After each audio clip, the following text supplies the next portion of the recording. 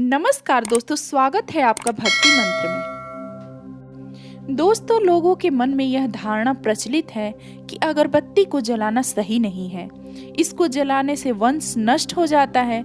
हालांकि इस धारणा के पीछे कारण यही है कि अगरबत्ती बनाने के लिए बांस और केमिकल का उपयोग किया जाता है और इसलिए बांस के बारे में प्राचीन काल से ही यह विश्वास मन में बैठा हुआ है कि बांस जलाने से वंश नष्ट हो जाता है।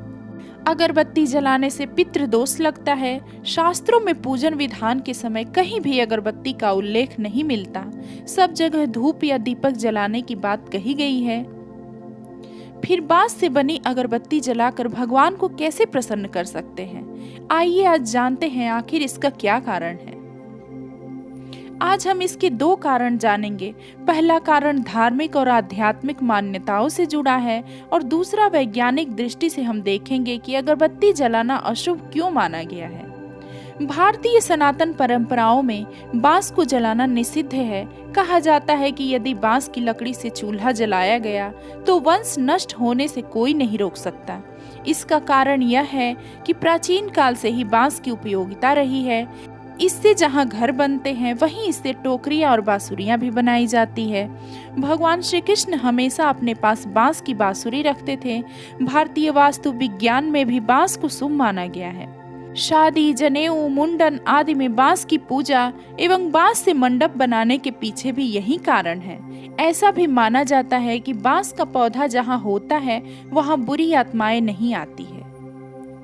बांस मनुष्य के जीवन के लिए बहुत ही उपयोगी माने गए हैं। लोग इनका उपयोग जलाने की लकड़ी की तरह नहीं करें। शायद इसीलिए यह कहा गया है कि बांस जलाने से वंश नष्ट होता है। दोस्तों, इसका वैज्ञानिक कारण यह है कि बांस को जलाना घातक होता है और बांस को जलाने से हमारे स्वास्थ्य पर प्रतिकूल प्रभाव पड़ता है।